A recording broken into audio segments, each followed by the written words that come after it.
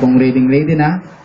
And then nung pagdating ko po doon, nag-aantay po ako ng tawag ng agency. Mga 18 po ng umaga, tumawag po sila. Sabi, sir, punta kayo dito sa agency at kausapin namin kayo. Sabi. So, yun po mga kapatid, sa madaling istorya, ang nangyari po ay nagkaroon po sila ng, yung agency na nagkaroon po ng parang,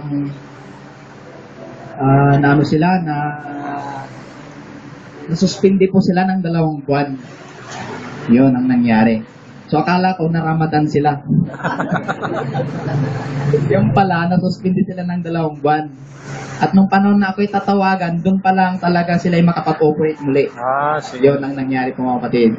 So, hindi po talaga nayahabol yung UEC ko dahil ganun po yung dahil hindi naman basta-basta. Kaya sabi nga, bago ma-expire pala yung visa, kailangan 5 days before. So, yan po. Pagdating ko doon, sabi, sir, magba-back to zero tayo. So, ibig sabihin, uulitin yung medical ko. Lahat ng proseso. So, sabi ko, parang yata, parang malabo. Ganon. So, yun nga po, sabi ko ng agency, so yun, magba-back to zero. Ano po yung ibig sabihin na back to zero? So, magre-remedical po ako, ibig sabihin. So, yun po, sumunod po ako sa proseso na naman nila. Sabi ko, parang nagdadalawang isip na, parang gusto ko nga mag-back out, ganun. Dahil yun nga. Pero, sabi ko nga, nung sabi ng agency, babalik na sana ako kinamagaan nito, uuwi na po ako. Dahil yun po ang sabi.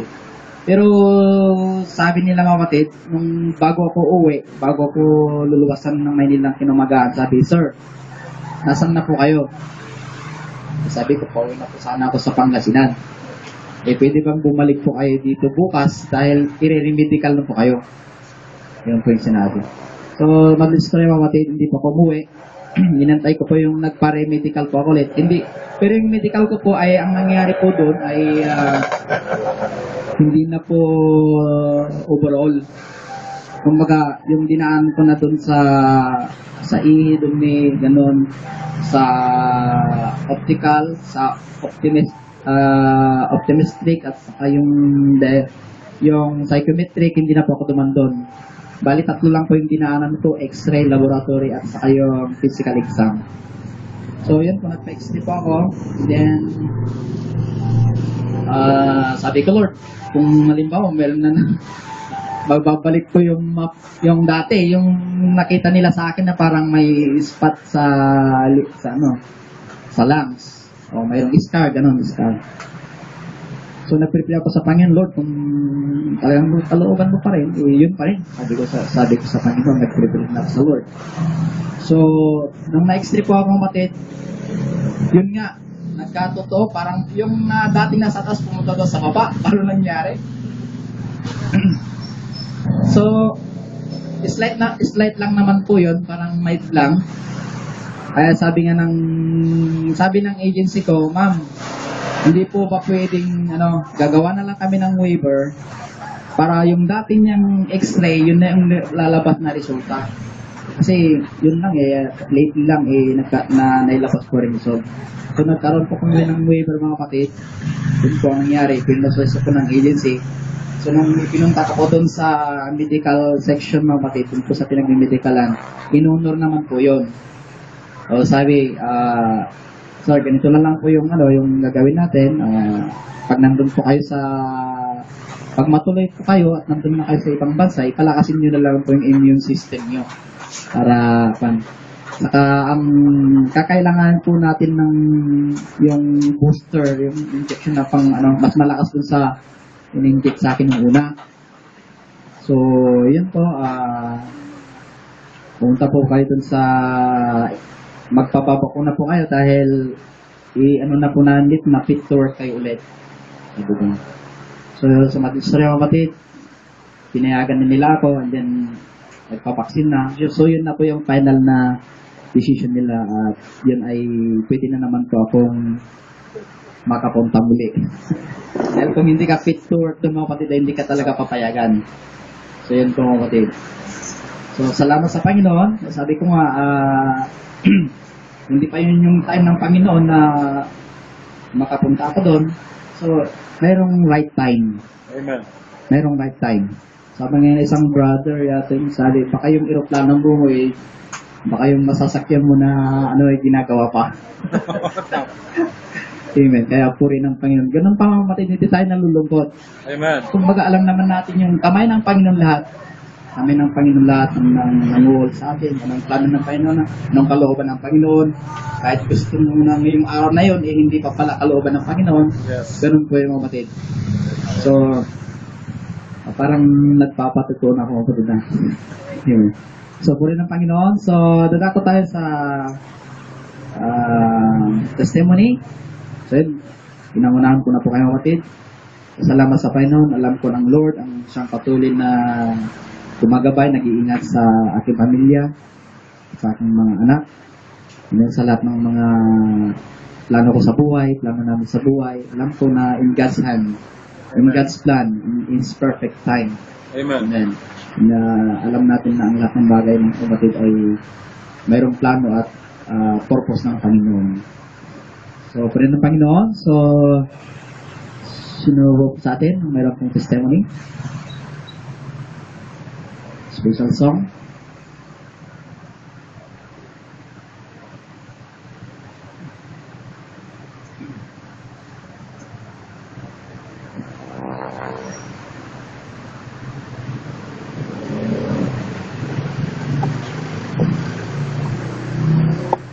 Mr. Kasing, God bless you.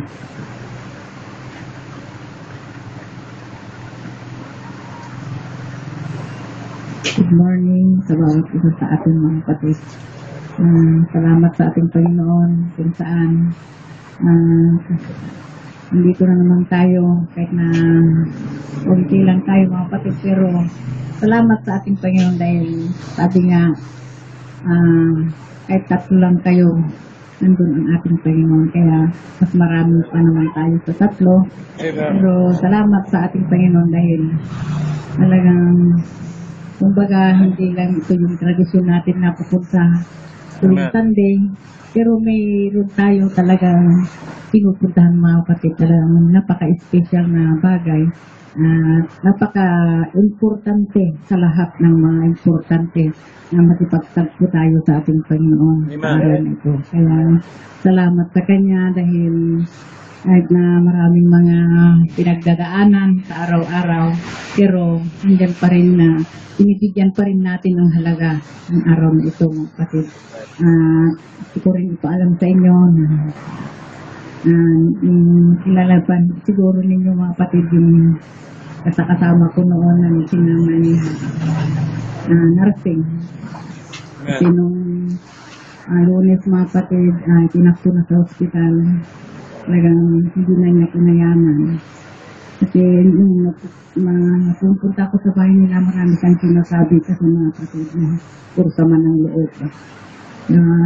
Sabi ko, magtiwala lang tayo sa Panginoon.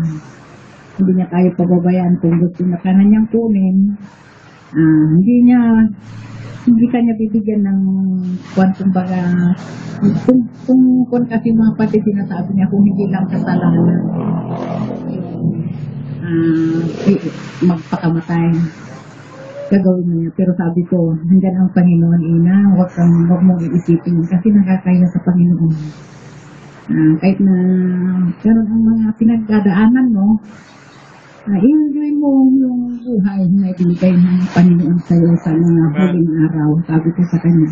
Kaya nung mga kapatid binilitan sa akin na ganun na, sabi ko, Lord, bahala ka na sa nanay namin. Kasi yun ang tinuturing namin nanay doon mga kapatid. Kasi si Sister Sally, talagang yun ang tinuturing ng nanay doon sa amin. Kaya sabi namin nung pumunta kami sa ospital, yun ang kung gusto mo nang magpahinga ka na, sabi namin. Kaya umiiyak siya mga kapatid. Na talagang yung ano niya, damdamin niya, talagang buhay na buhay pa rin. Kaya nung tinanong ako nung isang taga-room na pumunta na ba dito si Tasing, sabi niya, tinanong niya yung kamay niya. Kaya nung pumunta ako mga kapatid, nakita ko yung luha niya. Tapos sabi ko, inang magpahinga ka na kung pagod na pagod ka na. Pinag-pray ko talaga mga kapatid ng Panginoon kung anong kalooban niya sa buhay ng nanay namin, yun ang magaganap. Kaya salamat sa ating Panginoon dahil hindi na siya nahirapan. Sabi ng doktor ipasok sa ICU pero wala nang isa yung mga kapatid. At salamat sa ating Panginoon at na sa Panginoon na siya mga kapatid. Talagang ang Panginoon siya yung nagbibigay ng comfort sa amin dahil talagang ganun pala, kahit na hindi mo tunay na nanay, masakit po mga kapatid, pero salamat at may nagpapagaan ng mga damdamin natin na kumbaga nalulungkot. At ay naisip ko na lang mga kapatid, nagpahinga na siya, wala na siyang mararamdaman. Kaya salamat sa ating Panginoon kung may time tayo ng mga kapatid, pasyalan natin siya. Ay sinabi din daw niya sa anak niya na sabihin mo sila pastor, sabi niya. Kaya sinabi sa akin kagabi ng kanyang anak at yun din ang sasabihin ko sa inyo mga kapatid kung may time tayo, puntahan natin ngayon. Salamat sa ating Panginoon kasi sa yung nagbibigay talaga mga kapatid ng mga kaisipan na malawak at hindi yung kaisipan ng dito sa mundo kasi kung dito lang sa mundo yung kaisipan natin parang matitid lang mga kapatid. Salamat sa mga pangunawa natin na binibigay sa atin ng ating Panginoon. Kaya awit na lang ako mga kapatid.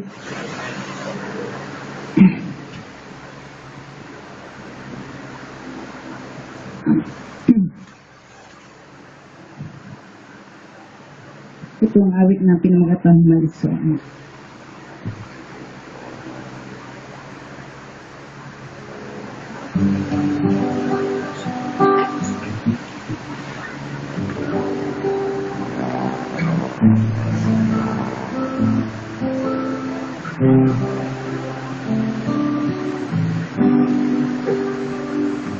Ating tataan ayalang pagkat dakila ka hindi nag-ibang kalwalhatian ay sapat na sa buhay ko. Dakil man ako ng mundo ito.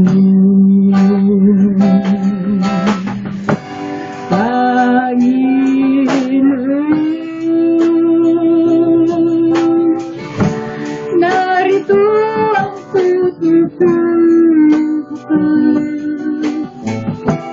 Ba't ako maglilihim sa'yo? Batid mo ang lahat sa buhay ko, kaluluwa ko. Lagi nang naghahanap sa'yo, ang tanging hangad ng puso ko, ang paglingkuran ko. Sa tuwing nag-isa, naaalala ka, ang kalooban mo ay binubulay ko. Magpupuri sa'yo, bilang sa awit kong ito, kundi buhay ko, alay ko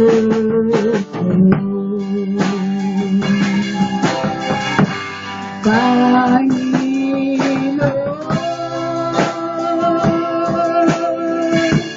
narito ang puso kong bukas. Ba't ako maglilibing sa'yo? Batid mo ang lahat sa buhay ko.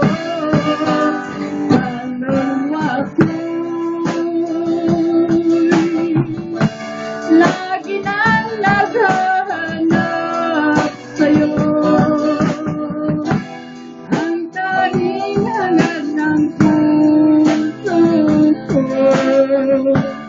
ang paglingkuran ko. Panginoon,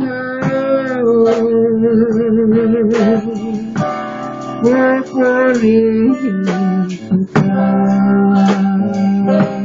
Lahat ng papuri, pinabalik ko na sa ating Panginoon.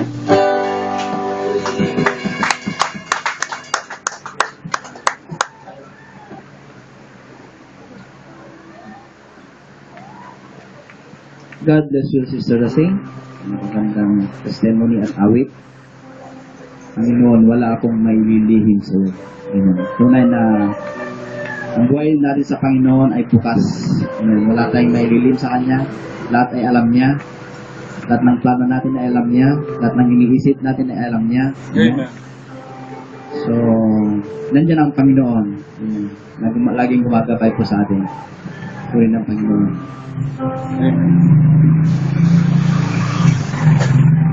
So, sino pa po ako ulit? Brother James, God bless you. Amen. Magandang umaga po sa ating lahat, mga kapatid. Tama yung sinabi ng awit. We cannot hide from God, mga kapatid. Lahat ng bagay batid niya.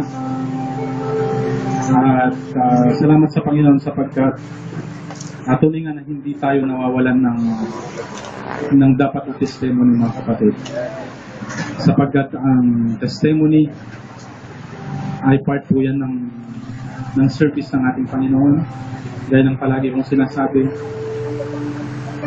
maging ito man ay trials, nagsisilbing blessing, mga kapatid, sa atin. Sapagkat for those trials na nagkaroon tayo ng victory,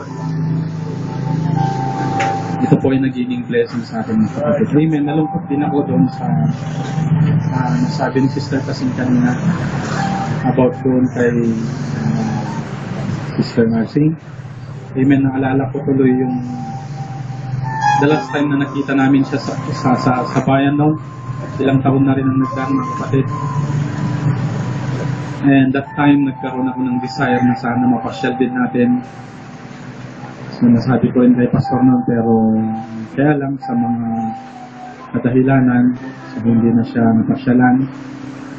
So, alam niyo, mga kapatid, naramdaman ko yung last time na yun na nakita namin siya sa bayan, yung halos ayaw niyang bitawan yung kamay namin, mga kapatid. Naramdaman ko yung pag-ibig niya, mga kapatid. Naramdaman ko yung pakiramdam ng talagang tunay na kapatid. Alam kong kahit matagal na panahon na hindi natin siya nakasama, alam kong never na nawala sa kanyang isip, sa kanyang puso, mga kapatid, yung kagalakan niya na makita niya tayo, mga kapatid. But that's life. Alam natin, nag-transform lang siya. Amen. Drinap lang niya yung kanyang flesh. But in her spirit body, mga kapatid, I know kasama natin siya ngayon, mga kapatid. And she is rejoicing right now, mga kapatid. Amen. Salamat din sa Lord, mga kapatid, at siya yung patuloy na bibigay ng kagalingan. Gaya nga ng nasabi ko kanina, hindi tayo nawawalan ng mga bagay na dapat nating ipagpasalamat sa Panginoon. Whether it is a trial, a sicknesses, mga kapatid. I think that was last Wednesday, mga kapatid, Wednesday. So, the whole week din, mga kapatid, na talagang dumaan din kami sa matinding kumbaga trials din, mga kapatid. Nandyan yung talagang super stress ako. Dahil nung nasabi ko last Sunday, bumigay yung laptop ko. So sapagkat yung laptop na yun, mga kapatid, malaki po yung part sa aking, sabihin ko na, sa buhay ko. Dahil pag wala yun, hindi ako nakakapag-field. Sinabayan pa ng walang kapital. Kaya halos, kumbaga paralyzed ako, mga kapatid, for a week. How many days, mga kapatid? So last Wednesday, merong pumunta sa bahay, nagtinda ng mga kapatid ng ano bang Tagalog nun, yung ararawan kay Brother Mar. So inalok niya ako, mga kapatid. So bagaman for how many years na talagang hindi ko po sinusubukan kumain ng gawa nung meron po akong allergy sa ganon, but before hindi naman po, pero since din nung nagtrabaho ako, na-expose ako sa chemicals, hanggang sa unti-unti nagkaroon ako ng mga allergies sa mga pagkain, seafoods, hipon, talangka, mga yun, mga kapatid, at isa nga po dyan yung ararawan na tinatawag. But nagpapasalamat ako sa Panginoon since nung na-engage po ako sa supplement, na-overcome ko naman po yung hipon, yung talangka, the other seafoods, pero hindi ko pala na-overcome pa, mga kapatid, is yung ararawan, mga kapatid. So, then, kinahaponan po ng Wednesday, so nagulam ako pero hindi naman karamihan. Kaya lang pagdating ng mga bandang gabi ng mga kapatid, doon na po na-trigger yung allergy ko. So, kumbaga, nanumbalik lahat yung nararamdaman ko noon, namaga yung buong katawan ko, lumaki yung tenga ko, lahat-lahat, mga kapatid, as in talagang maga. Naramdaman ko pati yung puso, yung digestive, lahat-lahat, mga kapatid. Pero alam niyo, mga kapatid, ayokong magpanik sila sa bahay, especially si Sister Maribel. So tulog na siya, hindi ko na siya ginising. So nagpray na lang ako sa Panginoon. At that moment, wala rin akong stock na product, kaya sabi ko, Lord, ano kaya ang gagawin ko? Sabi ko, kasi talagang hirap ako, hindi ako makatulog, mga kapatid. So until naalala ko, tinignan ko yung mga sampler ko, mga kapatid. Meron ako nakitang nag-iisang Defense Plus juice doon, mga kapatid. Kaya nagmadali ako, tinimpla ko siya ng mainit na tubig at ininom ko. So medyo nag-subside naman, mga kapatid, yung nararamdaman ko, pero yung sikip, mga kapatid, ng dibdib ko gawa nung I think nag-expand din pati yung heart ko. So nandun yung time na parang hirap na akong huminga, mga kapatid. Nandun yung time na inisip ko na rin na baka ito na. Sabi ko, but still, humawak ako sa salita ng ating Panginoon hanggang sa nakatulog ako, mga kapatid. So bago ako natulog, nag-pray ako. So sabi ko, Lord, kung bibigyan mo pa ako ng another chance, sabi ko, at magising ako bukas, mga kapatid, sabi ko, magpapasalamat ako sa Lord, sabi ko. So sa madaling sabi, mga kapatid, pag-gising ko ng umaga, una kong kinapa yung tenga ko, mga kapatid. Kasi nung kinagabihan na yun, halos bumabangon ako, tinitignan ko sa salamin. Talagang mga kapatid, grabe ang tigas na lumaki, mga kapatid. So pag-gising ko ng umaga, pagkapa ko sa tenga ko, so maliit na, mga kapatid, kaya sabi ko, praise God. Kasi kumbaga nandoon yung pagpapagaling ng ating Panginoon. So, kaya lang, kinabukasan, hindi pa rin ako makakain buong maghapon, mga kapatid. Actually, almost 3 days kasi, mga kapatid, ganun na hindi nagsusubside yung mga regular na allergy ko noon. So, ang inisip ko, baka 3 days na naman ito or 1. Pero, salamat sa Lord. Pagising ko ng umaga, mga kapatid, wala na po yung pamamaga ng katawan. So, loss of appetite lang. So, almost 1 day din, mga kapatid, na hindi ako ganong nakakain. So ngayon, the following day naman, mga kapatid, So, naisipan naman natin kuan, mag-ulam naman nung puro isda naman mga kapatid. So, nag-isa ako, so medyo marami din. So, almost, kuan din yata mga kapatid, mga maghapon din mga kapatid na talagang yun din ang ulam namin. So, kinabukasan na naman, so si Sister Maribik pumunta siya ng Tarlac mga kapatid. So, ako naman, so tanghali, medyo mainit mga kapatid. So, after kong maligo, habang nanonood ng TV, meron pang natirang kwan mga kapatid, yung pritong mani. So, habang kinakain ko yon, tapos after kong kinain yon, nahiga po ako. Kaya lang nung paghiga ko, parang iba yung naramdaman ko. Umikot po yung paningin ko mga kapatid. Sabi ko, Lord, ano kaya ito? So, dali ko pong pinuha yung pang-check ng blood pressure. Nung tinignan ko po yung blood pressure ko mga kapatid, nag-shoot po ng 140/90 pa lang mga kapatid. So, sabi ko, nahihilo ako. Talagang hindi ko po may paliwanag yung nararamdaman ko. Kaya, dali-dali na naman, nagtimpla na naman ako nung mga kapatid, nung herbal tea. So, tinimpla ko yung mga kapatid, nanginginig na ako sa hilo. So, pagkainom ko ng isang baso, tapos sinobserbahan ko mga ilang minuto, mga 10 minutes siguro mga kapatid, check ako ulit ng blood pressure ko. Ngayon, nung chinik ko yung blood pressure ko, instead na bumaba, lalong nag-150/100 na mga kapatid. So, sabi ko, paano na kaya ito? Sabi ko, wala pa akong stock, walang tonic, everything, wala po. So, no choice ako. So, sabi ko, almost 4 years, mahigit na rin akong hindi nag-take ng synthetic, mga kapatid. So, at that time, so, tinanong ko yung mother ko, so sabi ko, meron pa ba kayong naitatabing, para sa hypertension? Sabi ko, so, hinanap niya. So, hinanap naman ni Jojo, mga kapatid, yung binasa niya. So yun, uminom ako kaagad mga kapatid, and then kumuha ako ng isang buong bawang. So yun mga kapatid, hanggang sa naubos ko yung isang buong bawang. And then for how many minutes, nag-check ako ulit ng blood pressure. So medyo nag-subside na mga kapatid. So yun, until now medyo meron pa rin akong nararamdaman. But I believe na sa araw na ito mga kapatid ay pagkakalog sa atin ng Panginoon, yung ating complete healing. Doon ko na-realize na sometimes talagang kailangan natin ng disiplina sa sarili mga kapatid. Amen. So, yun. So, ang isang naisip ko, nag-umpisa mga kapatid doon sa simpleng pagkain ko nung araw-arawan mga kapatid.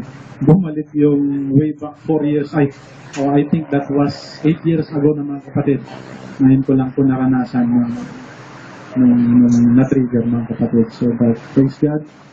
So, alam ko may mga kailangan pa tayong gawin mga kapatid. Marami pa tayong dapat i-fulfill. At kailangan ko pang i-upload lahat ng mga video mga kapatid.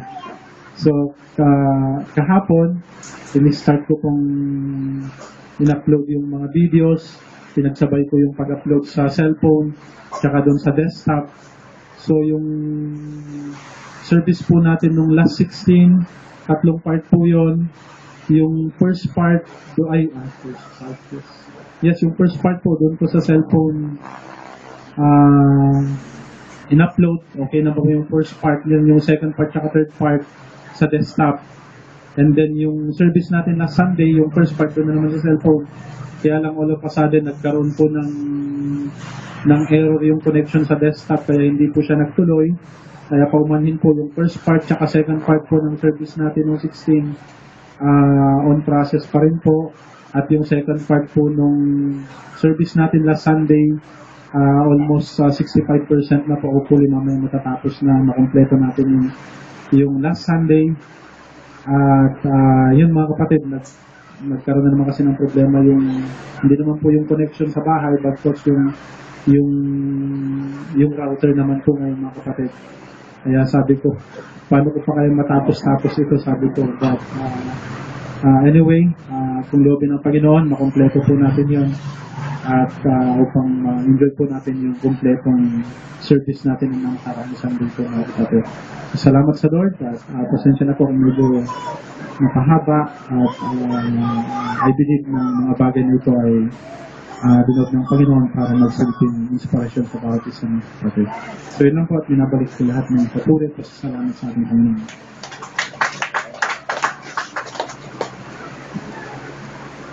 God bless you, Brother Jones. And God bless your ministry. Amen. So, alam natin na ang Panginoon ang siyang na kailangan natin magagamot. Amen. Siyang lahat ng magpapagaling. So, doon minsan ay sabi nga, doon natin napapatunayan ng Panginoon na siya iba silang manggagamot kung tayo po ay nagkakasakit. Amen. Hindi naman natin nasasabing dakilas ang magagamot kung hindi ka nagkasakit at pinagaling ng Panginoon. Amen. So, ganun lang po yung kapatid. So, salamat sa Panginoon. Alam po naman yan ang pag-iingat ng Lord sa'yo, Brother Jones, and your Amen. family. Alam po na malaking mayroong ministry na malaking iniyakan ng Panginoon sa'yo na dapat mo pang gampanan. Amen. Amen. So, salamat sa Panginoon sa complete healing na patuloy na pag-heal sa'yo ng Panginoon. Amen. So, patuloy ng Panginoon, sino ba po? Brother Jerry, God bless you. Amen. Praise God. Good morning. Praise the Amen. Lord. Thank you sa Panginoon dahil akala ko hindi na kami aabot sa dito sa natin yung sa patutoo na sabi ko, kung kalooban mo Panginoon, ikaw ang gagawa ng paraan, Amen. makarating kami ng medyo maaga po mga kapatid. Kaya ito po mga kapatid, nandito po ako sa inyong harapan upang ibahagi ang biyaya pagpapala ng ating Panginoon Amen. sa aming buhay sa araw-araw mga kapatid. Amen. Praise God.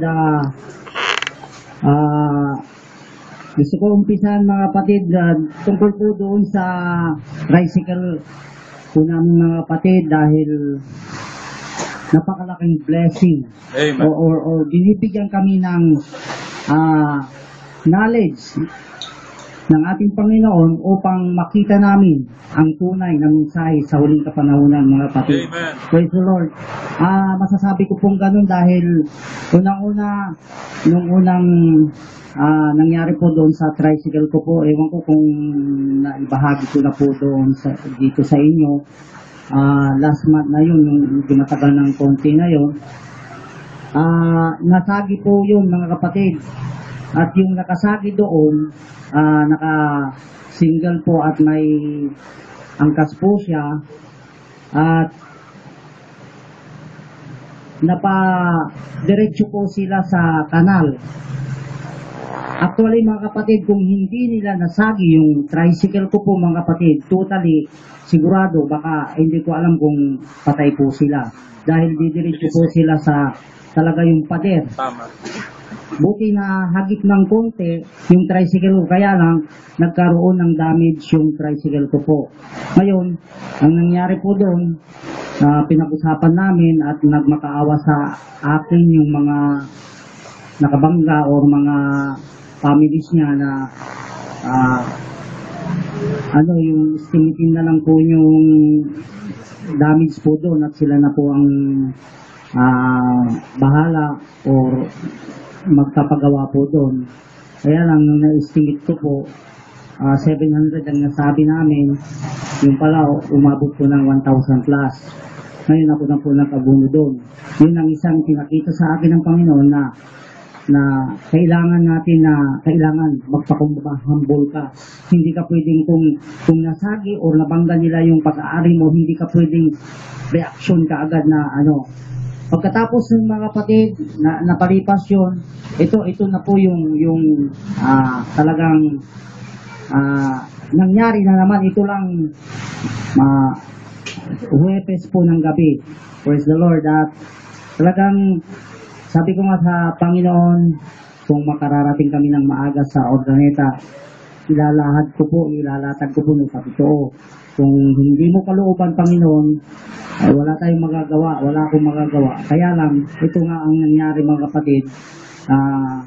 Medyo advance kami ng pagdating dahil nagpatotoo nga si Brother Jomar. Kaya thanks God, talagang hindi ko talaga totally plano po ito na talagang magpatotoo sa inyo, kundi ang talagang plano po ito ang Panginoon. Dahil Amen. nakarating po kami ang dami pong sagabal mga kapatid, grabing traffic. Tapos yung mga bata nagyaya na bibili ng pagkain nila. Pumunta pa kami sa yung burger, bumili pa kami. Sabi ko, ang tagal yan na pagkain, ang dami namang pagkain, bakit yan pa ang tinuro? Kaya sabi ko, grabe kaya lang talagang ang Diyos ang gumawa ng paraan. Amen. Para mailahad ko sa inyo ang nangyari sa amin noong Huwebes, mga kapatid. Dahil nangyari po na naman mga kapatid, pagkatapos naming nagluto or nagtinda ng aming maliit na negosyo na pinagkaloob ng Panginoon sa amin, actually, yun lang, maaga kaming natapos. Mga bandang alas 9, malinis na po at itong kasama namin, paupo-upo doon sa tricycle, 9:30. Sabi ko, iayos na lang natin mga yan, tapos para makauwi ka na rin at para makapagpahinga. 9:30 po yun. Tapos, tumayo siya, nag-ayos-ayos kami hanggang umuwi na rin siya mga bandang 10. Pagtalikod niya doon sa store namin, biglang may grabing dumarating na dalawang single nag-unahan. Alam niyo po ba ang nangyari mga kapatid? Yung lumusot na single, yung nag-overtake, na-shoot po doon sa tricycle ko po. May nakaparking. Talaga totally po yung sidecar po. Nagtataka po ako dahil 5 metro po siguro ang layo ng pagkapunta doon sa tricycle ko. Bali, dito po yung tricycle, tapos nakaparking po yan, tapos nung nakaparking dyan, siyempre pag ipaparking po natin, naka-clutch po yun, naka-clamp. Oo. Ngayon, biglang nandun ako sa loob, tapos talagang pinalayo ng Panginoon yung mga bata, kasi yung mga bata naglalaro pa doon sa 9:30, naglalaro pa doon sila, yung maliit po, akyat, pababa, pupunta sa tricycle. Tapos yung mga bumaba siya, magsasarado na nga kami po. Ngayon, biglang may malakas na kumalabog mga kapatid. Yung tinignan ko, nandito po yung tricycle ko dati, nakaparking. Nakaharap po dyan. Bakit nung pagkatapos ng kalabog na ang lakas, nung nakita ko yung tricycle, alayo ng agwan, tapos nakaharap na doon. Tapos yung side, yung single na nakakuan, alam ko doon, talagang sapul. Talagang sapul kasi yung parang maliit na yung kwan po niya mga kapatid, talagang yupi mga kapatid, na yupi. Pagkatapos yung motor ko nakaharap na doon. Tapos yung tao na nakabangga, hinahanap namin yung tricycle niya doon sa tabi ng tricycle ko, nakahiga. Yung tao hindi namin makita. Yung pala, may nakaparking din dyan sa, alam mo yung Brad, yung nakaparking din na sidecar na hindi pa doon. Hinahanap namin doon yun. Nandun yung tricycle na motor niya sa tabi ng tricycle ko. Yung tao, hindi namin makita. Yung pala, parang bula na tumalbog. Dapat sana, kung tumalbog yun, talagang 50-50 yun. Hindi natin alam, ang daming kahoy doon na makakatusok, bato, mga ganon. Alam niyo po bang nangyari nung dumating din yung kasama niya na nakasingle kasi nag-overtaken nga sila, binangon niya. Actually, ang damage lang po niya dito, nasugatan dito, na black ayan, tapos may hiwa lang ng konti dito sa bandang dito sa may bandang kwan, nahiwa. Pinapatakbo na sa hospital, sabi niya kaya ko. Sabi nga, itakbo nyo para may magbabayad doon sa tricycle ko na ano, Oo, tama. nabangga. Yung mga tao naman, ganun ang sinasabi. Tapos ang dami nilang sinasabi, siyempre, nandiyan na sa, papayaran mo lahat ng damage, papayaran mo pati yung abala, yung mga kwan, ang daming nasasagap ako. Tapos, edi, ang alam ko mga kapatid, pati yung motor natamaan dahil, ang akala ko pati yung motor natamaan dahil talaga, totally, nakaharap, tapos makikita mo na lang na ang layo-layo nakaharap na doon. Tapos yung tricycle ay yung single na sa tabi niya. Yung pala yung single sumakay talaga totally doon sa pumasok doon sa loob ng sidecar. Kaya pero nung hinila namin yung tricycle ko, alam niyo po ba ang nangyari? Kasi bago mangyari ang mga kapatid, itong kasama namin, tanong ng tanong kung kailan kami aatin, kung makaka-atin kami nitong Sunday. Amen. Pero ang plano namin mga kapatid talaga totally, ang plano namin mga kapatid talaga itong Sunday ito, naka-schedule, na-aatin kami talaga mga kapatid. Praise the Lord. Kaya na, nung hinila namin yung motor, yung tricycle, alam niyo po ba ang na-damage? Yung side wheel na gulong, yung ano ba yun, yung kanya kapitan, mulye, yung mga ganun lang ang nadali. Tapos yung takip niya na maliit na ganun, UP yun talaga totally na pit-pit yun. Tapos, bukod doon mga kapatid, saka yung tapaludo lang niya ang nadali. Bukod doon, akala ko yung motor may damage. Kasi imagine natin mga kapatid, sa impact na yun, ang layo ng napuntahan, pati gear niya siguro, baka may tama, kung gano'n. Yun ang sabi, pero yung pinaandar namin mga kapatid, actually wala pong nadamage sa motor. Amen. Talagang totally talaga hinawakan yun ng Panginoon para, kasi alam ng Panginoon yung plano namin na talagang gagamitin namin yun, itong something ito. Kaya ang nangyari, yung nakabangga, hindi na nagpa-ospital, kundi talaga inasikaso niya, kinabukasan ng Friday, inasikaso niya dahil yung motor niya, hinila doon sa munisipyo, at hindi niya makukuha yun agreement namin, hindi niya makukuha hanggat hindi niya mapapagawa ang aking tricycle. Ngayon, inapura niya yung tricycle ko na pinagawa. Ang sabi niya, lahat ng gastusin, lahat ng na-damage ko, sagot ko, sabi niya. Sabi ko, salamat sa Panginoon dahil yun ang kwan. Tapos, ang dami akong naririnig na sasabihin, papayaran mo yung mga damage, yung mga na-kwan sa'yo. Tapos, yung isang kumpare ko, sabi, ikaw kasi, sobra kang makadiyos, kaya ganyan Grabe, kaya napatunayan ko na nakita nila ang Diyos sa akin. So, yun ang nakita ko doon. Sobra ka kasing makadiyos.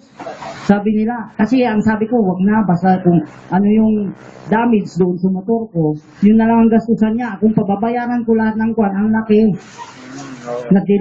Na-delay lahat ng mga gawain namin, yung mga trabaho namin doon. Kung pababayaran ko yun, grabe ang damage din. Kaya ang ginoon ko mga kapatid, bagamat may trabaho yung lalaki, na nakita ko rin na i-share rin po niya na katatapos lang pala na ma-hospital yung asawa niya.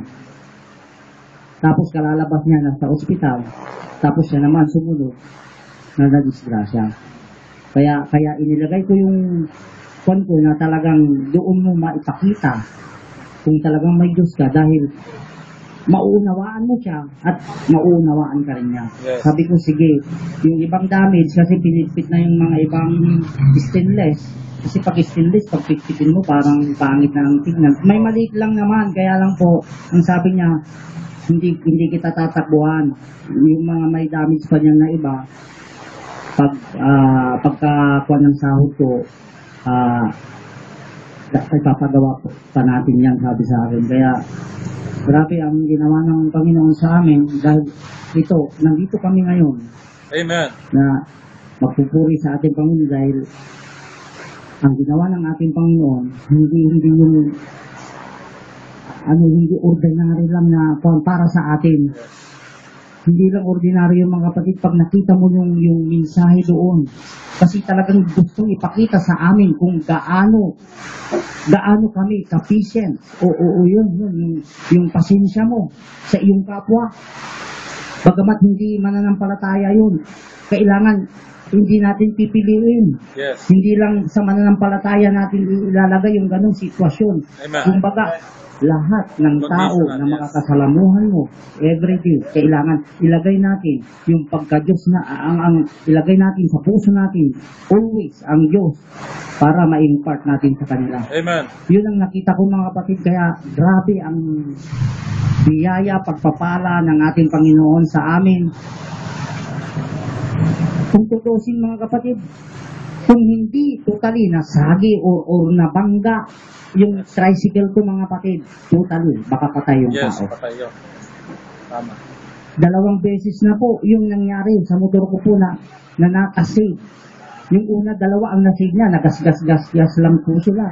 Pero pag hindi nila nasagi talaga totally yung tricycle, may paglalagyan na sila dahil pader ang kaharap nila. Yung Arco, yung welcome swal, ganun, yung nasa gilid. sulit po yun na pader Oo. na ginawa. Doon talaga mismo babangga yung mga yun. Kaya lang, ang pumipigil yung tricycle ko, Amen. na mabuhay pa sila mga kapatid. Amen. Kaya ang sabi ng inspektor na nag-assess sa aming mga kapatid, sabi niya, grabe swerte ng tricycle mo, sabi sa akin.